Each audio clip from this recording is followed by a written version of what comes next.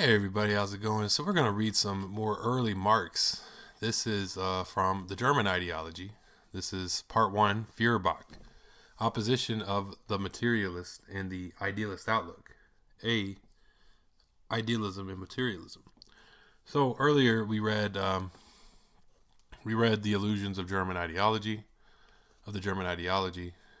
Um, let's go ahead and read ideology in general, German ideology in particular. Let's go ahead and read that. It says here, German criticism has, right up to its latest efforts, never quitted the realm of philosophy. Far from examining its general philosophic premises, the whole body of its inquiries has actually sprung from the soil of a definite philosophical system, that of Hegel. Not only in their answers, but in their very questions, there was a mystification.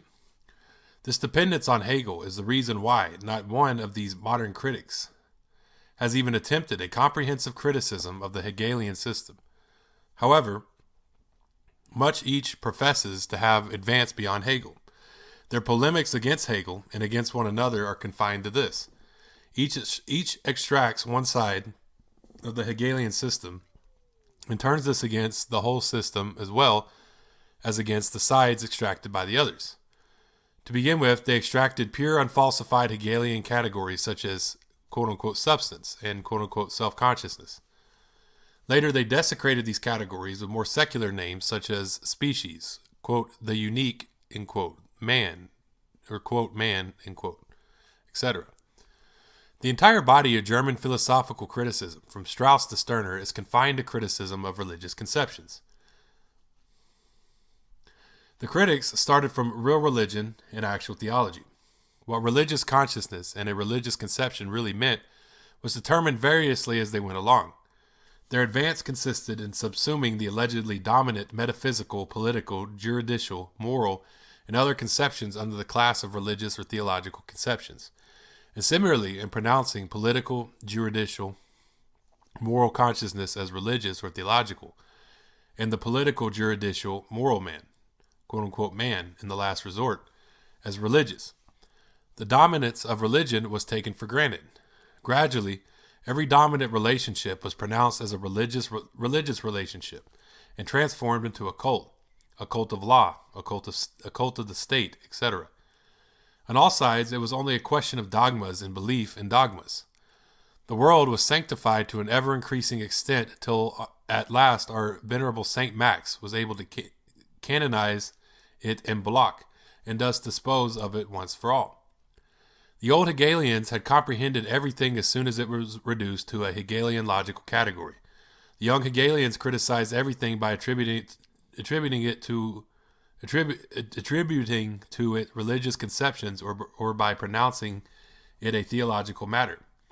The young Hegelians are in agreement with the old Hegelians in their belief in the rule of religion, of concepts, a universal principle in the existing world. Only the one party attacks this dominion as usurpation, while the other extols it as legitimate.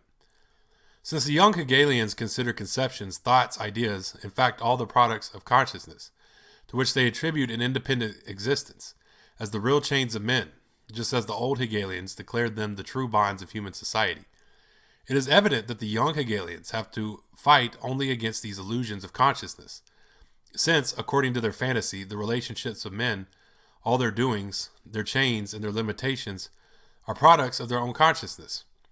The young Hegelians logically put men the moral postulate of exchanging their present consciousness for human critical or egoistic consciousness, and thus removing their limitations.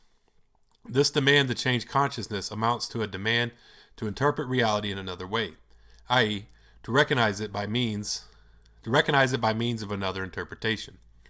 The young Hegelian ideologists, in spite of their allegedly quote-unquote world-shattering statements, are the staunchest conservatives. The most recent of them have found the correct expression for their activity when they declare they are only fighting against quote-unquote phrases. They forget, however, that to these phrases they themselves are only opposing other phrases, and that they are in no way combating the real existing world when they are merely combating the phrases of this world. The only results which this philosophic criticism could achieve were a few. and at that, thoroughly one-sided elucidations of Christianity from the point of view of religious history.